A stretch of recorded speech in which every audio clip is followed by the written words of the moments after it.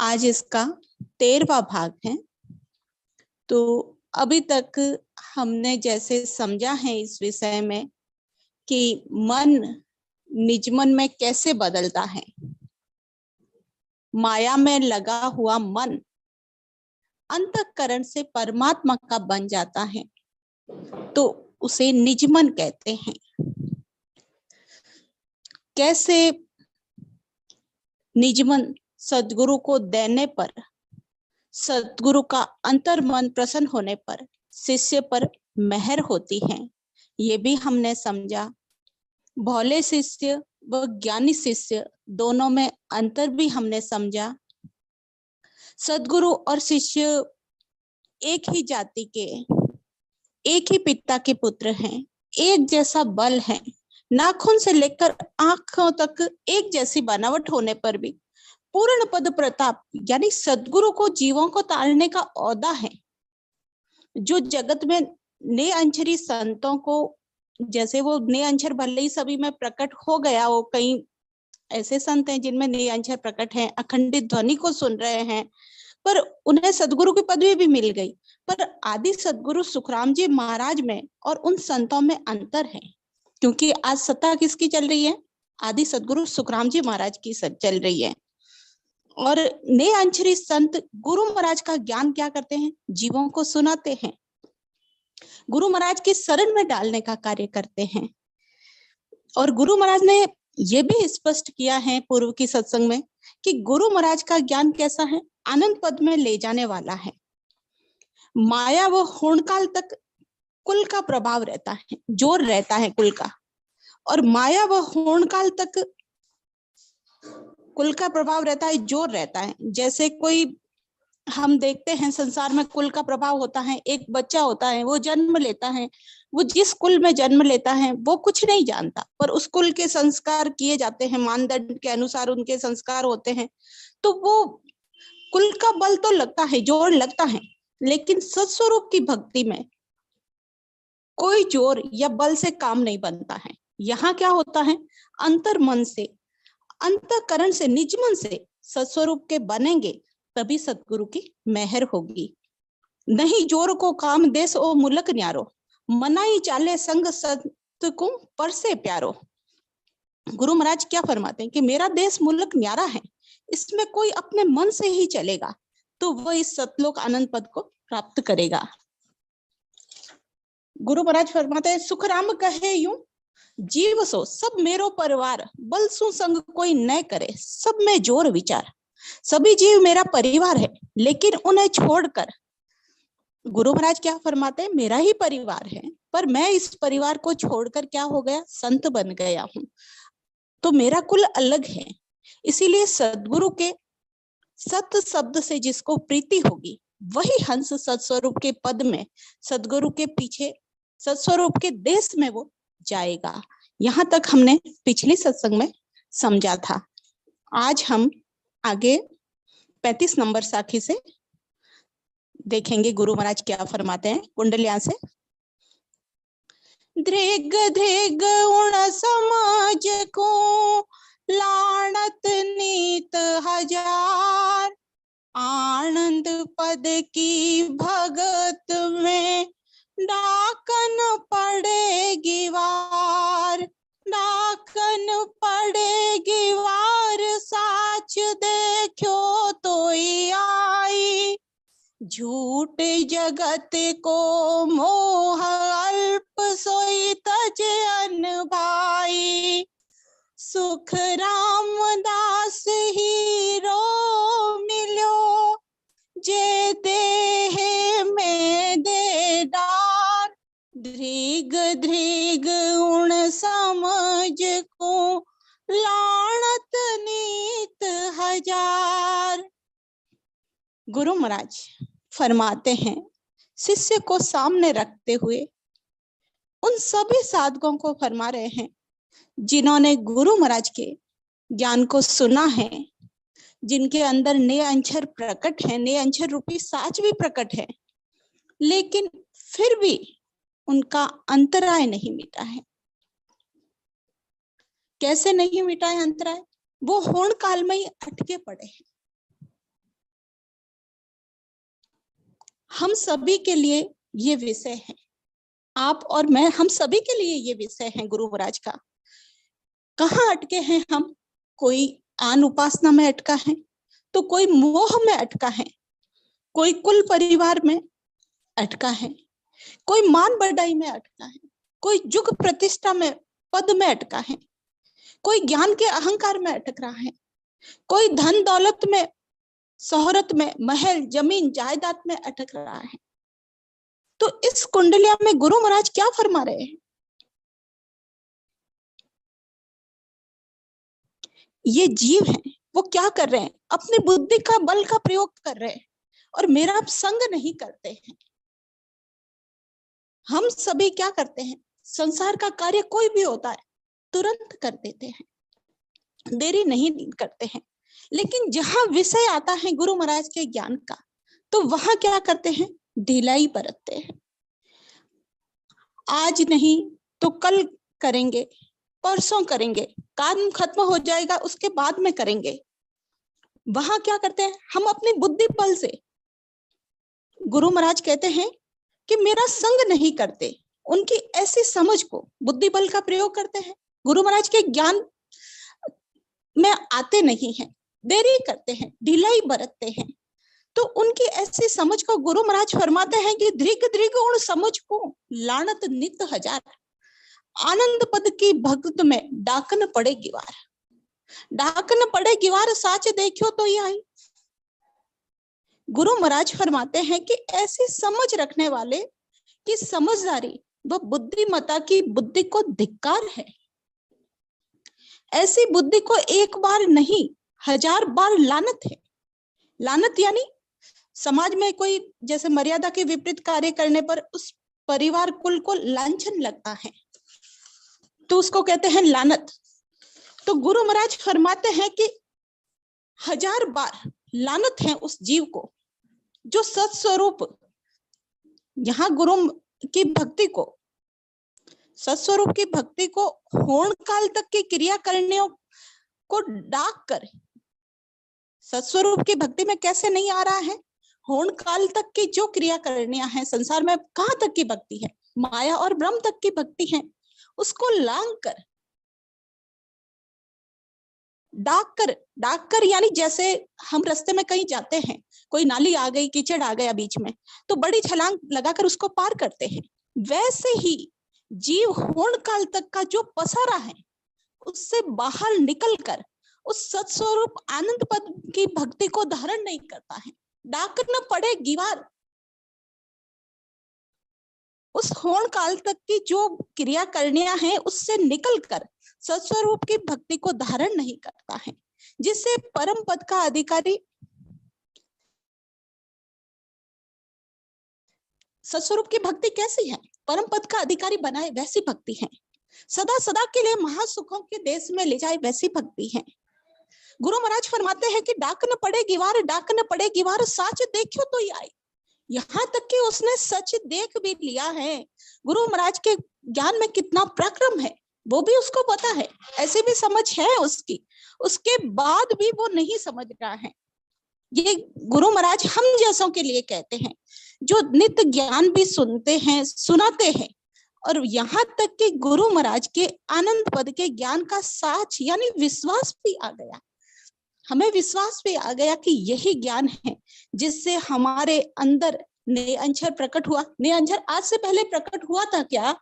हम और भक्तियां भी की है, हम में से लगभग काफी लोगों ने की है, कोई ऐसा वेला होगा कि जो जन्म से गुरु महाराज के ज्ञान में जुड़ा है। आन भक्तियां भी की है, उसमें निअंजर प्रकट हुआ? नहीं हुआ। ये भक्ति हमें अलग करती है, गुरु महाराज का ज्ञान हमें सब अलग है, सर्वश्रेष्ठ है। तो हमें ये विश्वास भी आ गया, हमारे अंदर नए अक्षर भी प्रकट हो गया। तो गुरु महाराज फरमाते उन जनों को विश्वास भी आ गया कि यही ज्ञान सच्चा है, फिर भी वो ज्ञान में नहीं आते, वो गिवार है, नादान है, मूर्ख है। क्यों नहीं आते? ज्ञान में पूर्ण रूपेण समर्पण भाव से क्यों नहीं जुड़ते? क्यों नहीं पूर्ण रूपेण गुरु महाराज के सन्मुख होते? क्यों वो दूरी है? क्यों वो अंतराय है? वो रेसा क्यों बना है? तो इसका उत्तर गुरु महाराज फरमाते हैं, झूठ जगत को मोल अल्प सोई तजे न भाई। क्या फरमाते हैं इसी साखी में? झूठ जगत को मोह अल्प सोई तजे न भाई। इस जगत का मोह कैसा है? झूठा है। हमेशा रहेगा क्या साथ? नहीं रहेगा। ये संसार हमेशा साथ नहीं रहेगा। ये बनने बिगड़ने वाले की प्रक्रिया है। अल्प सोई तजे न भाई, अल्प कम समय के लिए। ये मनुष्य तन कितना समय के लिए मिला है हमें? बहुत कम समय के लिए, अल्प समय के लिए इस जगत में रहेंगे। इस संसार में कितने समय रहेंगे? हम कुल का मोह करते हैं, परिवार का मोह करते हैं, धन का मोह करते हैं, पर ये कब तक हमारे साथ है? ये भी तो सोचो। गुरु महाराज फरमाते हैं, झूठ जगत को मोह अल्प सोई तजे न भाई। इस जगत में हम आंखों से देखते हैं, हमारे आसपास हम सभी को क्या मानते हैं? जो आंखों से दिखाई दे रहा है उसी को हम सच्चा मानते हैं, और क्या समझते हैं कि जाने वाली तो दुनिया है, हम तो यहीं रहेंगे। यह नहीं जानते कि एक दिन हमें भी जाना है। ये जग हमारा नहीं है और हम इस जगत के नहीं हैं। ये जगत भी हमारा नहीं है और हम भी इस जगत के नहीं हैं। ऐसा जगत का मोह झूठा मोह है। ऐसा समझकर थोड़ा सा भी जगत से ये जीव मोह नहीं छोड़ता है। ये सब ज्ञान में हम समझते हैं, बार बार सुनते हैं, फिर भी हम थोड़ा सा भी इस जगत से मोह नहीं हटाते, मोह नहीं छोड़ता है। इस जगत, कुटुंब, परिवार की पत्नी, पुत्र, धन के झूठे मोह के कारण इस जीव को आनंद पद नहीं सूझता है। ऐसे झूठे जगत के साथ रहना थोड़े समय का है, फिर भी इस जीव को पति, पत्नी, पुत्र, धन, कुटुंब, परिवार का मोह तजा नहीं जाता है। अब यहाँ तजने का अर्थ क्या है? तजने का अर्थ ये नहीं है कि कुटुंब परिवार को छोड़ देना है। सभी संसार के कर्तव्य कर्म पूरे करना है, लेकिन उनसे मोह निकाल कर इस परिवार से, कुटुंब से, इस मोह, धन, माया जहां से जीव अटका है, होनकाल तक जहां जीव अटका है, वहां से निकलकर निजमन सद्गुरु को देना है। और यह जीव करता नहीं है। गुरु महाराज फरमाते हैं एक पद में, मात पिता सुत बंधु तेरा, ससुरो सासु नारी बे। मात पिता सुत बंधु तेरा, ससुरो सासु नारी बे। अंत काल में को नहीं संगी, सब सारथ की यारी बे। ना कोई तेरा तू ना काहू को, झूठे चित नहीं दीजे बे। कै सुख राम सा मजरे प्राणी, हर भज विलंबन कीजे रे। गुरु महाराज क्या फरमाते हैं? मात पिता सुत बंधु तेरो, ससुरो सासु नारी पे। अंत काल एको नहीं संगी। अंतिम काल में कौन संगी है? कौन साथ जाता है? कोई नहीं जाता है। सब स्वार्थ की यारी रे, सभी स्वार्थ का रिश्ता है। ना कोई तेरा, तू ना किसी का, न तो तेरा कोई है न तू किसी का है। कितने जन्म हो चुके हैं हमारे, हमें याद भी नहीं है। कितने रिश्ते हैं जो पीछे छूट गए, आज हम जानते हैं क्या? हम किसी के नहीं है, कोई हमारा नहीं है, सब कुछ झूठा है। फिर भी हम क्या है? झूठे चित्त न दीजे थे। हम उस झूठे को सच्चा मानते हैं। संत सतगुरु ज्ञान के हाथ लगाकर हमें फरमाते हैं कि इसमें चित्त मत दो, इसमें अटको मत। क्या सुखराम समझ रहे प्राणी? हर बज विलंब न कीजिए। और हम देरी कर लेते हैं, इस जीव का कार्य में देरी कर लेते हैं। कहाँ देरी करते हैं? इस जीव का कार्य जिससे होगा, गुरु महाराज के ज्ञान में अंतर मन से, निज मन से नहीं जुड़ते हैं। यहाँ ढील कर देते हैं, यहाँ कमी रख देते हैं।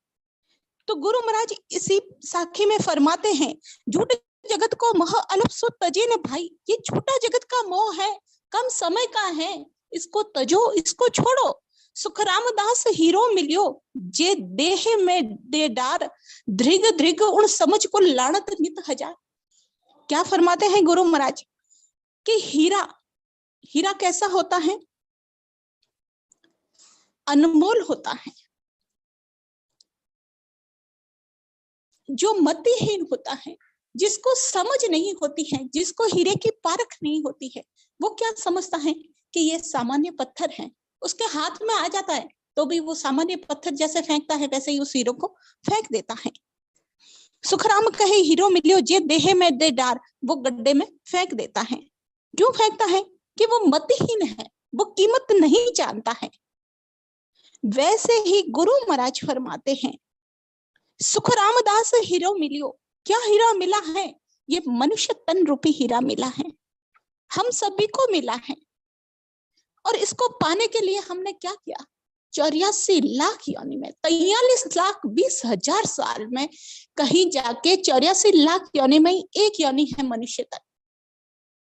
जो 43,20,000 साल में एक बार 100 साल के लिए ये मनुष्य तन मिलता है कि ये जीव तू अपने कर्म मिटा दे, सारे कर्मों को मिटा दे और उस परमात्मा को पाले। सारे दुख इस जीव के पीछे लगे हैं, दुख और महादुख मिटाने का एक सुनहरा अवसर मिला है।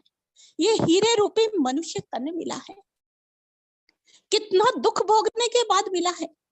हम क्या करते हैं? संसार के दुख को, इस मनुष्य तन के दुख को, आदि व्याधि और उपाधि को क्या मानते हैं? बहुत बड़ा मानते हैं कि कितने दुखी हो जाते हैं, हे परमात्मा मौत दे दे, मुझे तो जीना ही नहीं। इतना दुखी हो जाते हैं इस मनुष्य तन में भी। और हमने देखा नहीं, 43,20,000 साल उसमें पशु पक्षी कहाँ कहाँ नहीं भटके, कितना दुख सहा है इस जीव ने। और अब ये अवसर मिला है, ये मनुष्य तन रूपी हीरा मिला है। अब सारे दुख मिटा दे, सारे दुख मिटाने का ये अवसर आया है। तो गुरु महाराज एक पद में कहते हैं, अब के प्राणी मेरा राम नाम लेवलाय।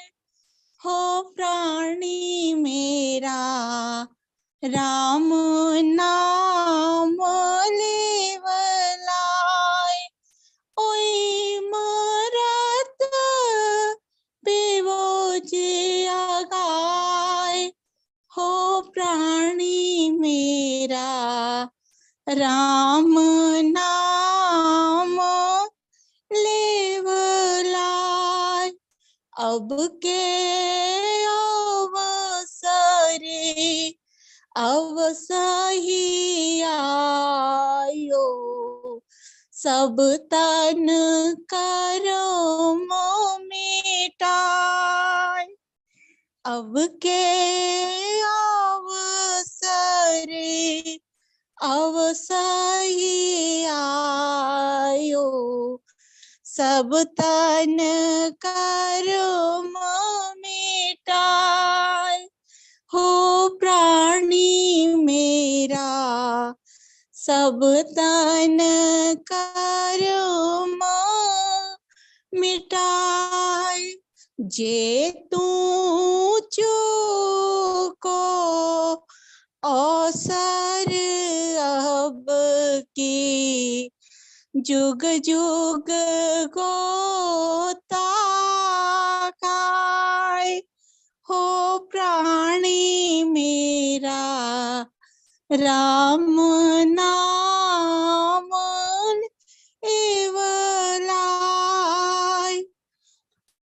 अब की अवसर अवश्य ही आयो, सब तन कर्म मिटाए। ये अवसर मिला है, ये मौका मिला है कि इस जीव के पीछे लगे हुए सारे कर्म मिटा सकते हैं। कैसा मौका मिला है? मनुष्य तन रूपी हीरा हमारे हाथ में है। ये मनुष्य तन मिला है, सब तन कर्म मिटाए, जे तू चूको अवसर अब की, जुग जुग गोता खाए। अब की ये अवसर चला गया तेरे हाथ से, बिना भजन के ये मनुष्य तन चला गया, मोह माया में यही अटका रहा, धन माल में ये जीव यही अटका रहा, तो क्या होगा, जुग जुग गोता खाए। युग, एक युग 12 साल का होता है, अनेकों युगों तक तू गोते खाएगा, जन्म मरण में आएगा, अनेकों दुख सहेगा।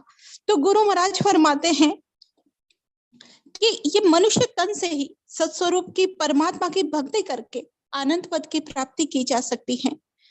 ऐसा भारी मनुष्य तन रूपी हीरा मिला है, सच्चे सद्गुरु भी मिले हैं, ज्ञान भी मिला है, फिर भी अगर जगत में, कुटुंब परिवार में, मोह में, धन में, अन्य कर्म कांडों में होन काल तक के मिटने वाले सुखों के पीछे लगकर ये समय व्यतीत कर दिया, तो हीरे जैसा ये तन बार बार नहीं मिलेगा, और ये जीव तुम 84 लाख योनि के दुख, वो महादुखों में जाओगे। गुरु महाराज फरमाते हैं कि तुम्हारी हल्की समझ, छोटी बुद्धि को धिक्कार है, दृक दृक उन समझ को, उस समझ को धिक्कार है कि तुम्हें सद्गुरु पर विश्वास आने पर भी, वो साच भी आ गया, विश्वास भी आ गया, फिर भी तुम सद्गुरु की भक्ति में छलांग लगाकर, यानी पूर्ण रूपेण निज मन से जुड़ते नहीं हो, और ऐसे बाहरी मनुष्य तन रूपी हीरे को माया मोह रूपी खड्डे में डालकर गमा रहे हो। इसलिए ऐसी समझ को धिक्कार है, वो 1000 बार लानत है तुम्हारी समझ को। आगे गुरु महाराज फरमाते हैं,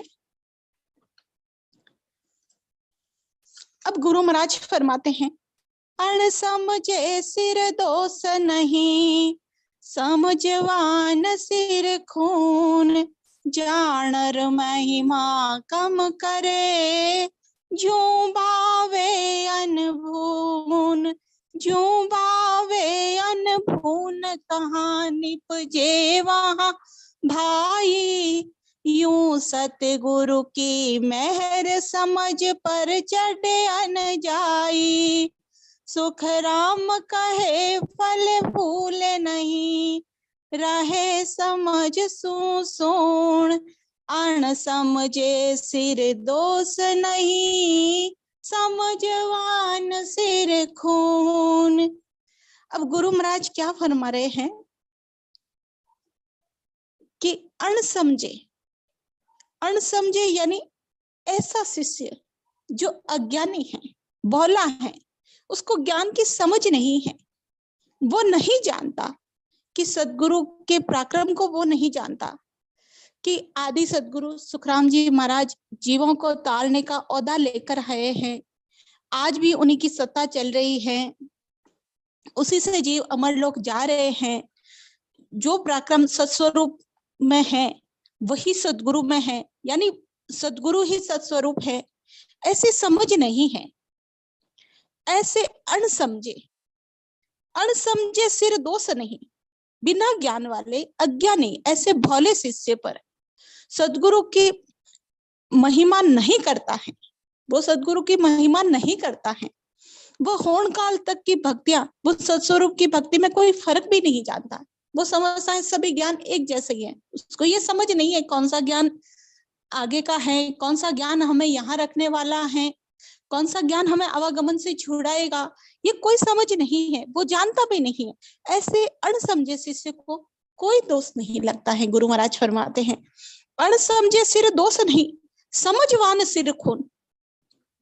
लेकिन ऐसा ज्ञानी शिष्य कैसा कि हम सभी जो बैठे हैं सत्संग में, जो सत्संग भी सुनते हैं, गुरु महाराज के ज्ञान को सुनते हैं, हमारे अंदर वो समझ भी है, जो सद्गुरु के पराक्रम वो ज्ञान की समझ रखता है, उसे ये भी समझ है कि होन काल की भक्तियों के ऊपर सर्वोच्च भक्ति है वो आनंद पद की है, उसी से परम मोक्ष की प्राप्ति होती है।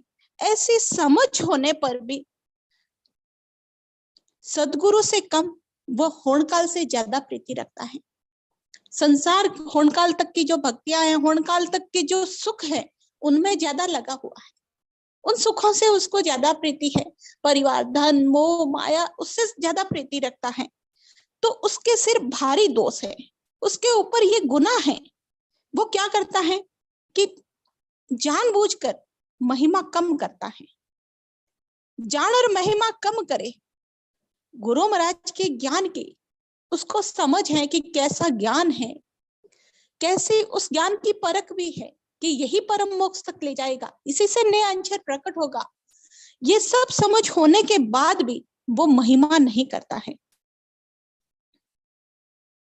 तो गुरु महाराज फरमाते हैं एक पद में, मनवा लाणत तोय रे, कहाँ लग कहूँ समझाए। मनवा लाणत तोय रे, कहाँ लग कहूँ समझाए।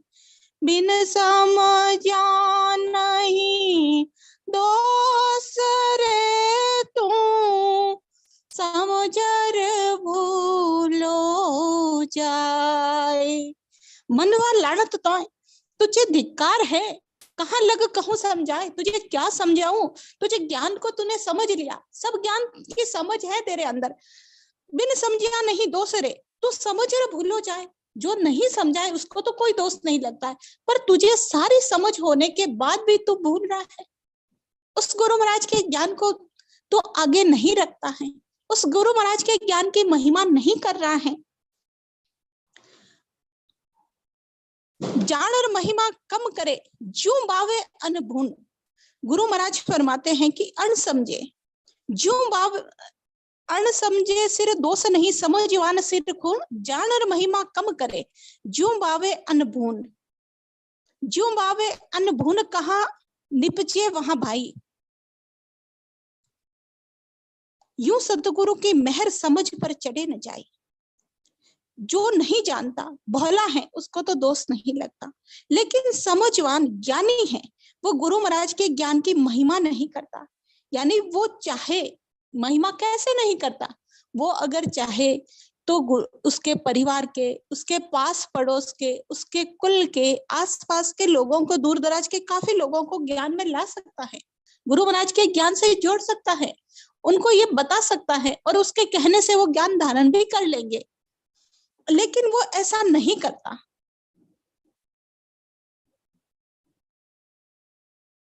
अगर ऐसा नहीं करेंगे तो ज्ञान आगे कैसे बढ़ेगा। आज हमें कोई गुरु महाराज का ज्ञान हमें नहीं बताता तो हमें कैसे मिलता।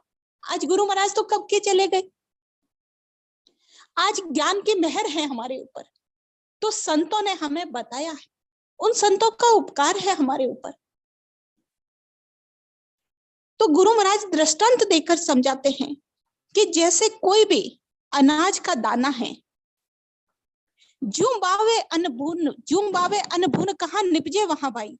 कोई अनाज का दाना है, उस अनाज के दाने को भून दिया जाए। जैसे हम समझने के लिए, जैसे चना होता है, उस चने को, चने में तो उगने की क्षमता होती है, जमीन में बोएंगे तो वो उग जाएगा, और उसी चने को भून कर भूंगड़ा बना दिया जाए। राजस्थान में भूंगड़ा हम सभी जानते हैं, चने को भुना हुआ होता है तो उसको भूंगड़ा कहते हैं। तो वो क्या होगा, वो खाने के काम तो आएगा, लेकिन उसको जमीन में बोएंगे तो अंकुरित होने की क्षमता है, वो भूनने के बाद समाप्त हो जाती है। तो जैसे भुना हुआ अनाज अंकुरित नहीं होता है, ऐसे ही ज्ञानी आगे ज्ञान नहीं बढ़ाता है तो वो ज्ञान रुक जाता है। उस समझवान शिष्य पर क्या होता है, सदगुरु की मेहर होती नहीं है। इस प्रकार से वो समझवान शिष्य सदगुरु के ज्ञान विज्ञान में फूलता फलता नहीं है। कैसे वह शिष्य मेहर से दूर रहता है, वह कैसे मेहर के लिए सन्मुख होना है, कैसे महिमा करना है, वो गुरु महाराज इस पद में बता रहे हैं। समझ समझ हंसा सन्मुख रहना, ज्ञान सोनो सत तोलो बे। जे कुछ और वह ने नहीं तुम सु तू वचन तो सुलझा बोलो बे जुग की भीड़ वचन थे बोलो।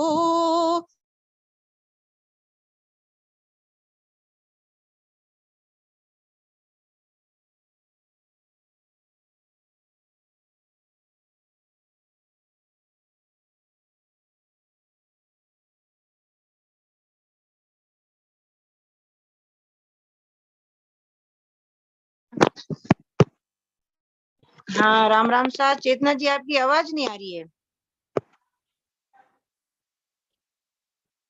चेतना जी, राम राम साहब। नेट इशू है कोई।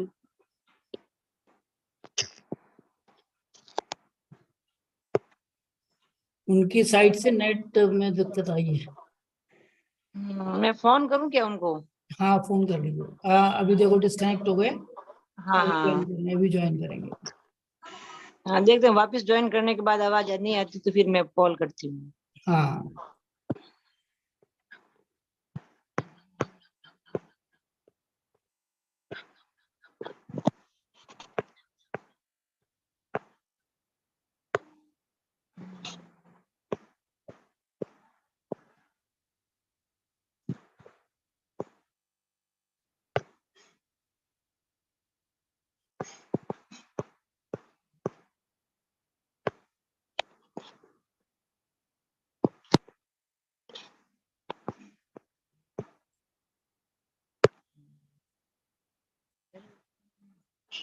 हाँ राम राम चेतना साहब। जी, हाँ राम राम साहब, प्रणाम साहब।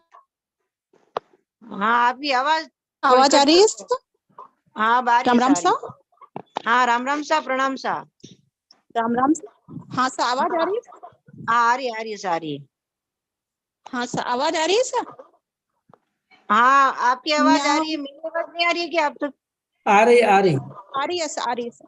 हाँ सर। हाँ तो हाँ, लीजिए लीजिए सर, लीजिए। हाँ सर।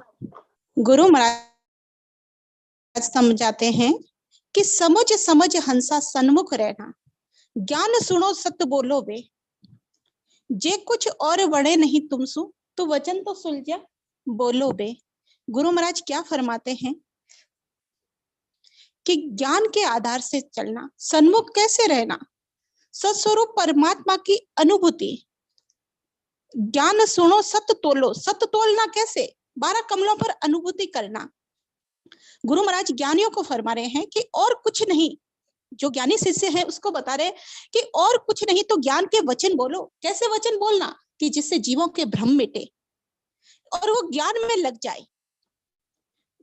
आगे गुरु महाराज फरमाते हैं, जुग की भीड़ वचन थे बोलो, सतगुरु पक्ष नहीं लावो बे, जारी भगत पढ़ेली पाछी, धक्का गेप का खावो बे। जुग की भीड़ वचन थे बोलो। जगत और भगत का मार्ग कैसा है?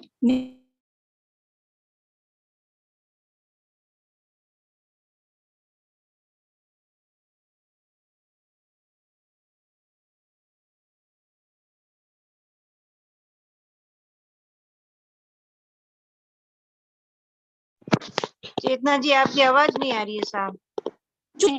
ऐसे गुरु महाराज के पक्ष यानी ज्ञान की बात नहीं करते हो, वो संसार की बातें रात दिन बोलते हो। इसलिए गुरु महाराज फरमाते हैं कि जारी भगत पढ़े ले पाछी, उस ज्ञानी शिष्य पर सदगुरु की मेहर नहीं होगी। उसके भगत पाछे कैसे पड़ेगी? उस पर सदगुरु की मेहर नहीं होगी, आवागमन के बंधन में वो जीव पड़ा रहेगा। तो गुरु महाराज फरमाते, न्याव को न्याव देखो मत कोई, ना कोई दृष्टांग लावो बे, सतपुरु सारे तो महिमा ही कीजे, करणी रो तोलन पावो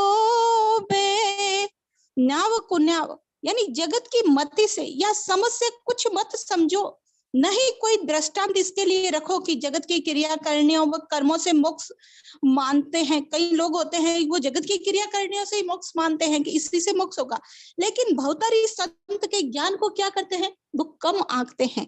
तो ऐसी कोई बात मत कहो। गुरु महाराज फरमाते हैं कि सतपुरुषार्थी की महिमा कैसे करना है, तो ये बात हमें समझनी है, वो समझानी है सभी को। आदि सदगुरु सुखराम जी महाराज अपने साथ क्या लेकर आए, ने अंशर लेकर आए, जीवों को लेकर गए, वो रास्ता तैयार किया। आज भी हंस जा रहे, उनकी बराबरी कोई नहीं कर सकता, ऐसा गुरु महाराज का ज्ञान है। उनके सामने आके खड़े रहने से भी उनकी ऐसी मेहर हो जाती है। तो गुरु महाराज का ऐसा ज्ञान है, ऐसे ज्ञान हमारे लिए रखे गए हैं इस धरा पर। ये ज्ञान की मेहर है, जो गुरु महाराज की मेहर हमारे ऊपर हो रही है। आज कैसी मेहर है, गुरु महाराज के ज्ञान की मेहर है। तो गुरु महाराज फरमाते हैं कि अनसमझे सिर दोष नहीं, जो नहीं समझता उसके ऊपर तो कोई दोष नहीं है, और जो समझता है उसके ऊपर दोष लगता है। और कैसे दोष लगता है, गुरु महाराज ने फरमाया है कि वो महिमा कम करता है। गुरु महाराज के ज्ञान की उसकी जारी भगत पड़ेली पाछी, धक्का गेब का खवेब, उसकी भक्ति पीछे रहेगी, उसके सत्स्वरूप की मेहर से वो दूर रह जाएगा। तो गुरु महाराज आगे फरमाते हैं, न्याव कुन्याव देखो मत कोई। गुरु महाराज फरमाते हैं कि उसकी भक्ति से वो पीछे रह जाएगा। जैसे अन्न होता है वो भूनने के बाद उगता नहीं है, वैसे ही ज्ञानी शिष्य गुरु महाराज का ज्ञान सभी के सामने नहीं रखते हैं। तो गुरु महाराज ने बताया कि उस सदगुरु की मेहर से वो दूर रह जाते हैं। सुखराम कहे फले फूले नहीं, रहे समझ सुन, अनसमझे सिर दोष नहीं, समझवान सिर फूल। समझवान के ऊपर दोष लगता है। आगे गुरु महाराज इसी बात को आगे की कविता में समझा रहे हैं। समझवान सिर मेहर पद की तादिन होवे, करे बात कहाँ इदक देख नर नारी रोवे। के तो कर कुल त्याग संत सरणे नर आवे, काय सकल धन माल साच गुण चरना चावे। सुख राम दास बांधी तिका, मासो रखे अन कोय, तब उजागर हंस वे, गुरु मन रीचे जोय। गुरु महाराज फरमाते हैं, समझवान सिर मेहर पद की तादिन होवे। इस कविता के पूर्व में हमने समझा कि समझवान जानकर गुरु महाराज के ज्ञान की महिमा नहीं करता है, तो इस दोष के गुनाह से वह सदगुरु की मेहर से दूर रह जाता है। अब इस कविता के माध्यम से गुरु महाराज फरमाते हैं कि समझवान जो ज्ञानी शिष्य हैं उसके ऊपर सदगुरु की मेहर कब होगी। तो गुरु महाराज फरमाते हैं, करे बाता कहाँ इदक देख नर नारी रोवे, कै तो कर कुल त्याग संत सरणे न रावे। समझवान शिष्य इस जगत के कुल,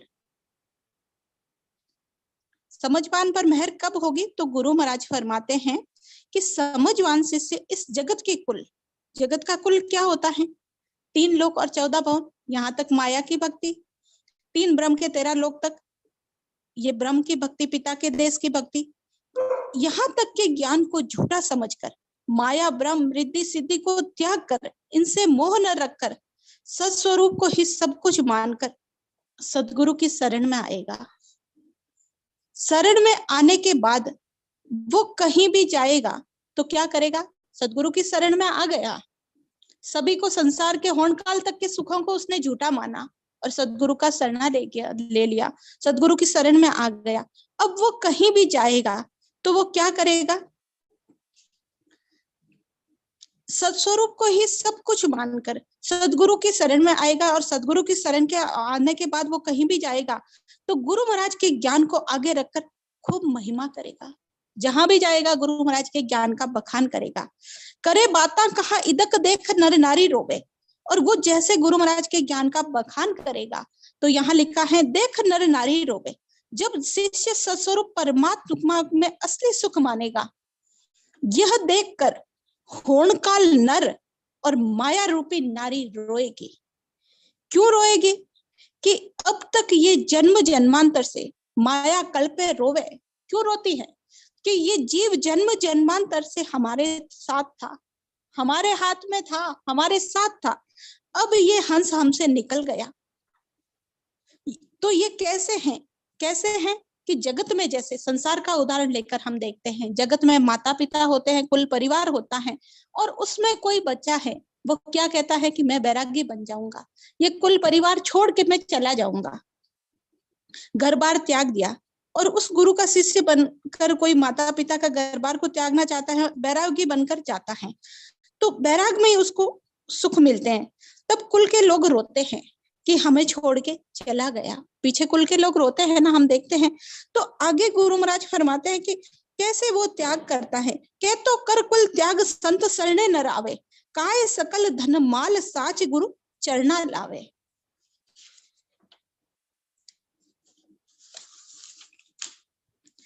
किस तरह से कुल का त्याग करेगा? शिष्य कैसे कुल का त्याग करता है? परिवार माता पिता का त्याग नहीं करता है, माया और ब्रह्म पिता तथा इच्छा माया माता का त्यागन करेगा। त्यागन करके सत्स्वरूप संत सतगुरु की शरण में आएगा। आदि सतगुरु सुखराम जी महाराज का शरणा धारण करेगा और धन माल से मन निकाल कर गुरु के चरणों में विश्वास लाएगा, यानी गुरु महाराज के ज्ञान में विश्वास लाएगा। वह सतगुरु की शरण में आएगा। सुख रामदास बांधी टिका, मासो रखे न कोई, तब उजियागर हंस वे गुरु मन रीचे जोय। गुरु महाराज क्या फरमाते हैं कि सदगुरु की शरण में आने के लिए जो भी बाधाएं आ रही हैं, या यूं कहें कि ज्ञान से विचलित करे, दृढ़ता को कम करे, ऐसे जो बाधक है, बाधा करने वाले हैं, तो एक मासा भर भी पास नहीं रखेगा, यानी ऐसा विचार भी मन में आने नहीं देगा कि गुरु महाराज के ज्ञान के प्रति जो दृढ़ता ही है उसमें कमी आए, कोई भी रेसा आए, अंतराय आए, ऐसा वो होने नहीं देगा। यानी ऐसा विचार भी मन में आने नहीं देगा, केस बराबर भी अंतराय वो आने नहीं देगा। ऐसा कोरा हंस होता है। तब उजियागर हंस वे गुरु मन रीचे जोय। जब वह हंस उजियागर यानी गुरु महाराज की मेहर का पात्र बनता है, निज मन से सदगुरु का बनता है, सदगुरु का अंतःकरण प्रसन्न होता है, तो कुदरती शिष्य में सत्स्वरूप की कुदरत कला, सत्स्वरूप का विज्ञान प्रकट हो जाता है। कुदरती प्रकट हो जाता है। कैसे प्रकट होता है? शिष्य अपना निजमन सदगुरु को देता है और शिष्य सदगुरु का अंतःकरण शिष्य पर प्रसन्न हो जाता है, तो कुदरती शिष्य में वो कुदरत कला, वो सत्स्वरूप विज्ञान प्रकट हो जाता है। इसमें देने वाले को और लेने वाले को भी पता नहीं रहता है, देने वाले ने क्या दिया है और लेने वाले ने क्या लिया है, अपने आप ही मेहर हो जाती है। वही जगत में बड़भागी है, वही बड़भागी है जो पूर्ण रूपेण सदगुरु का बन गया है। उसके अंदर वो कुदरत कला प्रकट हो गई है, निज मन से, अंतःकरण से वो सत्स्वरूप का बन गया है, सदगुरु की मेहर हो गई है। तो गुरु महाराज फरमाते हैं, या जग में तोरे बंदा वे बड़ भागी, सतगुरु झकाही पीछाना रे, केस बराबर अंतर नाही, जाने जमान कर जाना बे, मेहरी से हाथ तन मन धन को, ले गुरु चरणा आया वे, वचन कहे सो सब सत माने, जा गुरु धर्म पे छाड़ा वे, सत स्वरूप पद कहिए, सोने ही माने कोई बे, ऐसो नेह गुरासो घुड़ियो निमखन न्यारा होई बे। गुरु महाराज क्या फरमाते हैं, वही बड़ भागी है कि इस बराबर जो अंतराय था शिष्य के, ज्ञानी शिष्य के क्या रह जाता है, अंतराय रह जाता है, वो अंतराय मिट गया। मन कैसा हो गया, निज मन बना लिया और तन मन इस जीवात्मा को सदगुरु के शरण में ले जाकर अर्पण कर दिया। वचन कहे सो सब सत्य माने, ज्या गुरु धर्म पिछाड़ियों बे। गुरु धर्म में ऐसा गाढ़ा हो गया, जो भी गुरु महाराज के ज्ञान के वचन है उनको सत्य मानकर धारण कर रहा है। सत्स्वरूप आनंद पद कहिए, उसी को मानता है, सत्स्वरूप आनंद पद को ही मानता है। और ऐसा स्नेह उसके गुरु से हो गया कि एक निमक, एक क्षण मात्र से भी वो न्यारा नहीं होता है, ऐसा सत्स्वरूप से उसका नेह हो गया है। तो गुरु महाराज फरमाते हैं ऐसी रीति, ऐसा स्नेह जब ज्ञानी शिष्य में ऐसी बात होती है, अंतःकरण से वो इस तरह से सत्स्वरूप से जुड़ जाता है, सदगुरु से जुड़ जाता है, तब उसके ऊपर सदगुरु की मेहर हो जाती है। गुरु महाराज फरमाते हैं समझवान सिर मेहर पद की तादिन होवे, करे बाता कहा इदक देख नर नारी रोवे, कह तो कर कुल त्याग संत सरने नरावे। कुल का त्याग करके सदगुरु की शरण में आ जाता है। काय सकल धनमाल साच गुरु चरणा लावे, सुख रामदास बांधी टिका मासो रखे न कोई। एक संशय बिल्कुल नहीं रखता है, तब उजियागर हंस वे गुरु मन रीचे जोए, तब वो उजियागर होता है। मतलब गुरु महाराज के ज्ञान में जब वो गाढ़ा हो जाता है, गुरु महाराज के ज्ञान के प्रति वो समर्पण भाव आ जाता है, तब वो सत्स्वरूप की मेहर उस शिष्य पर हो जाती है। आगे इसी बात को कुंडलियां को मैं और स्पष्ट किया है गुरु महाराज। गुरु महाराज फरमाते हैं समझवान के त्याग बिन कर पावणे न कोई, वो सत जाने रीत को तन मन धन दे जाए, तन मन धन दे जाए, बात कीजिए कोई भारी, नहीं बड़े जा लग कल्या फूले नहीं सारी। सुख रामदास पल तब पड़े करड़ी करे बजाय, समझवान के त्याग बिन कृपा वणे न कोई। गुरु महाराज क्या फरमा रहे हैं कि समझवान यानी ज्ञानी शिष्य के त्याग बिन कृपा वणे न कोई, समझवान ज्ञानी शिष्य के त्याग के बिना सदगुरु की मेहर कृपा नहीं होती है। अब त्याग किसका करना है, तो पूर्व साखी में हमने देखा है ना, क्या तो कर कुल त्याग संत शरणे न रावे। त्रिगुणी माया का लगाव, कुल कुटुंब स्त्री धन पुत्र इनसे मोह माया रहती है, उन सब का त्याग करना है। तो वो सत जाने रीत को तन मन धन दे जाए, तन मन धन दे जाए, बात कीजिए कोई भारी, नहीं बने जान लग कलियां फूले नहीं सारी। गुरु महाराज फरमाते हैं कि समझवान शिष्य सदगुरु के अंदर सत्स्वरूप की सत्ता है। समझवान शिष्य जो ज्ञानी शिष्य है उसको ये भी पता है कि सत्स्वरूप के अंदर ही वो सदगुरु की सत्ता है। सत्स्वरूप और सदगुरु में कोई फर्क नहीं है, दोनों एक ही है। सदगुरु के अंदर वही सत्ता है, तारने का औधा लेकर सदगुरु आए हैं, ये बात भी वो भली प्रकार से जानता है। और वो तन मन धन अर्पण भी करता है, ज्ञान की बड़ी बड़ी भारे ज्ञान भी सुनता है, सत्संग में आता है, ज्ञान सुनता सुनाता सब कुछ करता है और ज्ञान की बड़ी भारी भारी बातें भी करता है। परंतु त्रिगुणी माया से जो लगाव है, कुल स्त्री धन पुत्र, इसमें वो मोह माया उसकी रहती है। ज्ञान की समझ तो उसके अंदर पूरी है, पर सदगुरु की शरण में भी है, लेकिन माया का रेशा पूर्ण रूप से निकला नहीं है, वो अंतराय मिटता नहीं है। जब तक निज मन अंतःकरण से पूर्ण रूपेण सदगुरु का वो शिष्य बनता नहीं है, तो निज मन की सारी कलियां सदगुरु के प्रति फूलती नहीं है। सदगुरु के प्रति वो अकबक प्रेम नहीं आता है, प्रेम नहीं आने से सदगुरु की कृपा उस पे होती नहीं है। ये गुरु महाराज किसके लिए कह रहे हैं? हम सभी के लिए कहते हैं। हम जैसे शिष्यों के लिए कह रहे हैं कि हमारे अंदर कहाँ कमी रह जाती है, कहाँ वो अंतराय रह जाता है, कहाँ वो रेसा रह जाता है, कहाँ वो दूरी रह जाती है, कैसे वो मिटाना है। ये गुरु महाराज का बड़ा भारी ज्ञान का ग्रंथ ये विषय है। गुरु महाराज फरमाते हैं, सुखराम बल तब पड़े, करड़ी करे बजाए, समझवान के त्याग बिन कृपा वणे न काए।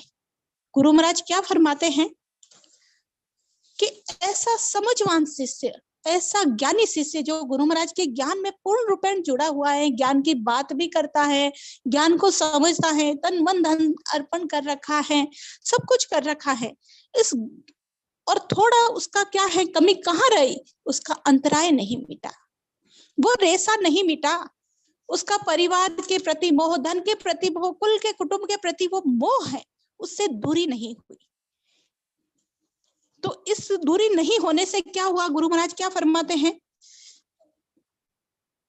निजमन की सारी कलियां सदगुरु के प्रति फूलती नहीं है, सदगुरु के प्रति अकबक प्रेम नहीं आता है, प्रेम न आने से सदगुरु की कृपा उस पर होगी नहीं।